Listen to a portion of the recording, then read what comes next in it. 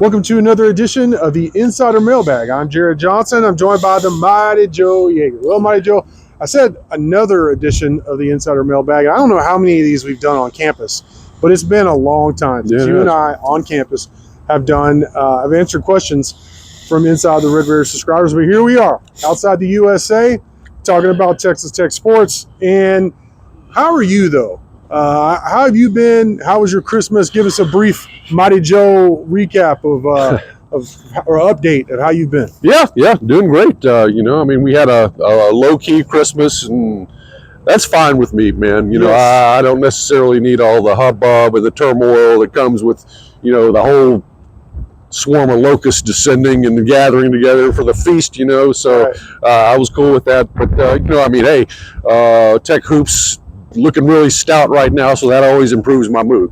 Indeed. All right, well, let's get to the questions. First one comes from Shines in Texas, who I would say is one of our more colorful posters. He wants to know about Micah Hudson, which is a big topic right now, and seemingly always is. I'm trying to think about if I've ever talked about somebody who's produced, like it's Michael Starks kind of level. Yes. I'm trying to think about who else. Who was the running back? Ronnie Daniels. Yeah. About him back in the day. Remember all the talk about him and then all the drama. I want to clarify now. There's no talk of Micah being in big trouble in terms of with law or anything like that. There was a lot of what's the word? I want to say this right. There was a lot of attention because of how highly rated he was. Just his whole recruitment. He makes it to campus. He's injured, and then like every day of training camp was like a big deal. Just watching him go against air. And then he didn't play a lot during the season. And then, I'm here and he's still in the fold. He's on board. And then within a day or not even 24 hours, he's in the portal. And then he goes to A&M, which to me, if there's one school I don't like, it's Texas A&M. And it's just kind of like the Philadelphia Eagles as a Cowboy fan. But then, news breaks that, he's leaving A&M or stepping back from A&M for personal reasons. And then rumor breaks out here just the last couple of days that he was on campus here back at Texas Tech. So people want to know information. The truth is, I don't know. And this is Micah's recruitment was difficult to cover. It was exciting. It was good for business. I'm not complaining about it, but it was just difficult to cover. And this is equally difficult to cover. I mean, I've talked with people, and I know it was hard for me. I've had conversations with even some people who post on the site, off the site, about what was happening with Micah at A&M. And, I had conversations with Aggies who cover Texas A&M football, asking about Micah. And the truth is, there's a lot of drama with him. I don't know if he's coming back to Texas Tech. I don't know if he's staying at A&M at the point of taping this. I've heard from enough people to believe, yes, he was actually on campus recently. What he was here for, I do not know. I really don't know.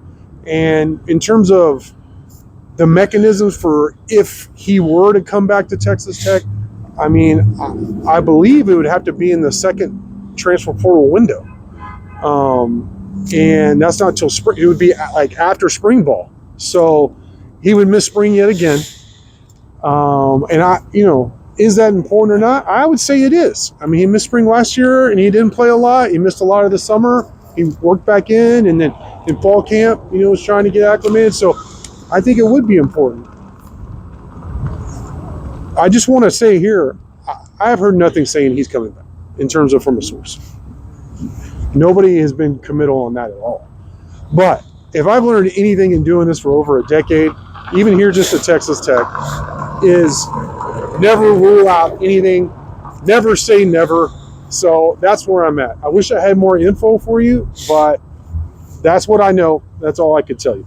Shines also wants to know, we talked about this in the Hoop Scoop video posted before, that what is Texas Tech's hoops ceiling as we sit right now? There isn't one really. I mean, right. Look, I mean, you go back to the 2019 Texas Tech team, the national runner-up team. Mm-hmm. I mean, if we're talking about ceiling in terms of talent, I fully believe the current team has more overall talent Really? than that 2019 team. Yes, yeah, I really do. I mean, and now having said that, that 2019 team probably was one of the least talented teams ever to play in the national title game. That team basically won it. I mean, usually teams that are playing in the national title game have multiple guys who have serious NBA careers, 2 or 3. And Tech really didn't have anybody. I mean, Jarrett Culver, obviously high draft pick, but then a bust. And then a couple of guys got a cup of coffee, and that was it.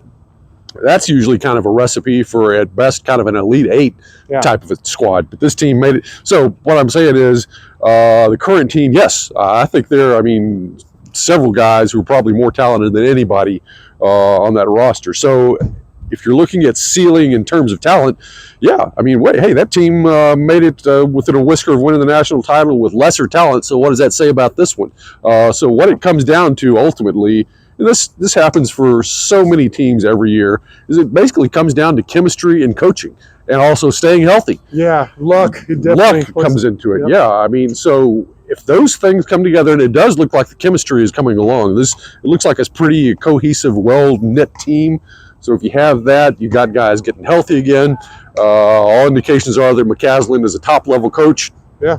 If he's on the same category as Beard, which I think he probably is, then I'm not saying they're going to win a national title or anything. I know the odds against that are great, but they would be in that picture. I think that they are capable of doing that, along with probably 15 other teams in the country who are capable of doing that. But so it's going to be exciting.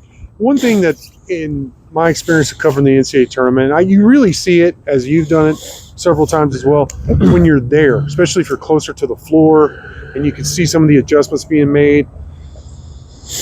Opposing coaches, it becomes like a very elite level. Obviously there's elite coaching in the Big 12, but some of these guys, these coaches and these staffs are amazing at attacking your weaknesses. Sure. And my question in terms of the ceiling would be, is this team good enough defensively to get to a Final Four? Mm-hmm. And I'm not sure that it is. Right. So for me, my ceiling might be Elite 8, just because you get to those tournaments, the refs are different. Like I said, the coaches take away your strengths, all this stuff.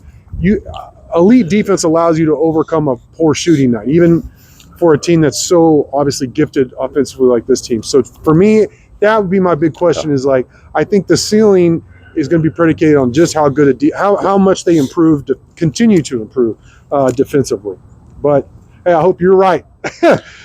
Texas Tech Austin has the next question. He says, does the football team still use tennis machines in terms of for receivers? Or tennis ball machines like they did during the Leach era, of course. I'm not sure that they do in terms of on a regular basis. I know they use the jugs machine, of course, a lot.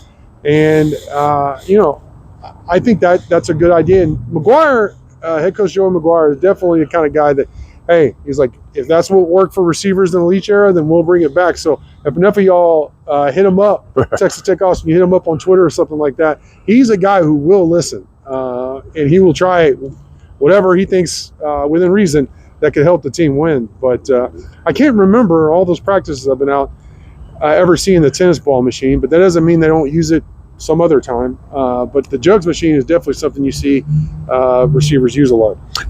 Just to interject something here, we've talked about Micah Hudson being on campus. And from what I heard about when he was here, he was seen carrying a tennis ball machine.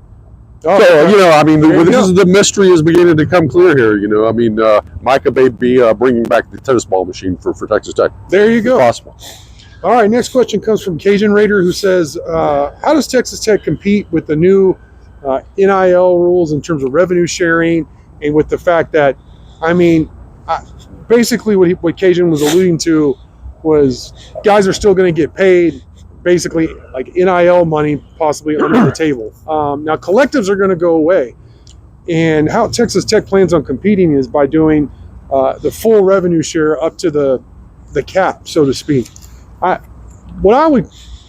Any advice I would give on all this is go year to year, because these rules keep changing. It's honestly even for me, it's very hard to keep a handle on every rule. And one of the reasons isn't just because of the complications of all the changes with the NCAA itself, but the litigation.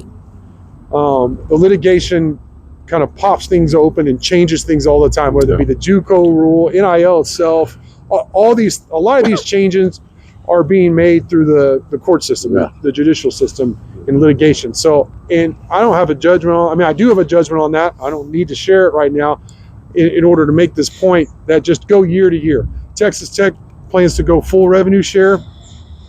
Players will still be eligible for NIL, be able to do things. It's just the collectives will go away. And the fact that Texas Tech, and I got to give credit to Don Williams. He posted a really good story here recently, basically with quotes and stuff, and talking to people here at Texas Tech of the Lubbock Avalanche Journal, of course. There's every day Texas Tech officials within the athletic department are trying to figure out ways to create new revenue streams. And Joe, I know you don't want to hear that, but at least this is for a good reason. It's to be competitive. And so the commercialization of college sports is only going to be ramped up that much more, because that's how they can compete. That's how anyone could compete. And Texas Tech is no different. They're trying to be creative with it. So that's their plan of action. How it works out, we'll have to see. But my advice would be, don't think about it as, oh, this is what they're going to do for several years. What are they going to do to compete next season? Any thoughts on that, Joe? The only thing that I would suggest is that the overall fund of money is far more important than the particular mechanisms of how it's distributed. Yeah. The money is going to find the right hands, right, and it's going to find the right structures to be used. So, the whole issue, it seems to me, is not so much about all the technical aspects of this and that. It's just how much overall money is out there to go into Texas Tech's, revenue sharing, NIL, or whatever you want to call it. And as long as that's good, then there's not going to be an issue. It's up to the bean counters and these geeks and nerds to try to figure out exactly how to spend all the money and make it all work. But it's the overall body of money that is really going to tell the tale.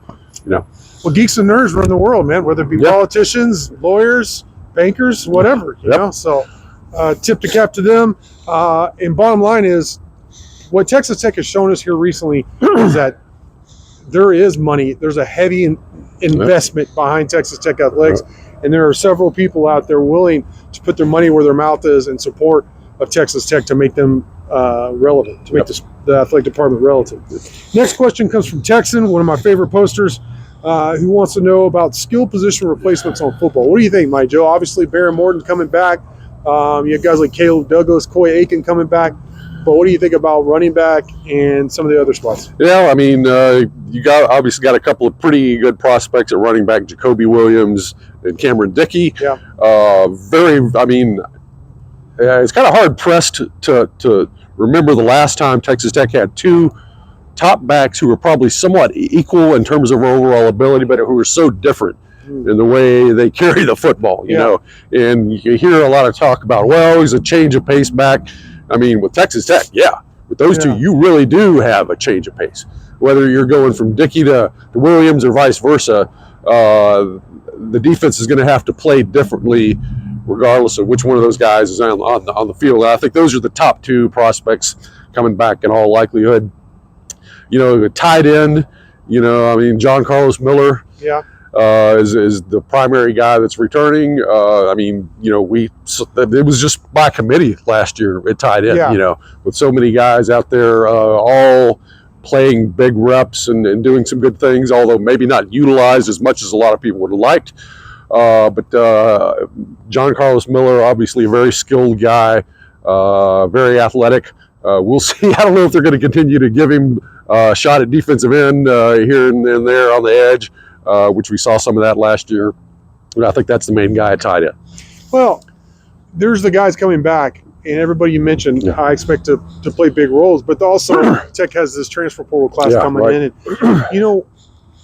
I don't know if I'm going to say this right, but the guy who I think may not be getting enough attention, who I think could be an absolute star, is Quentin Joyner. I know people were excited about him. This guy at USC put up really good numbers. He's from Maynard, Texas, just like Taj Brooks, of course. went out to USC. Like, you watched the game against Penn State, who was a national semifinal team, and he was electric. Good receiver. He's an all-around back with more high-end speed than Taj Brooks. So I think Joyner's going to start. I think Jacoby Williams and Cam Dickey will still get a bunch of carries. I've asked new offensive coordinator Mac Leftwich about his willingness to run the ball. He confirmed that to me during his press conference, that that's something they are going to do. They're going to obviously still throw the ball around, but they're going to need all those running backs. And I think Joyner could be an absolute star in the system. Maybe as much as anybody that they're bringing in, I'm excited about him.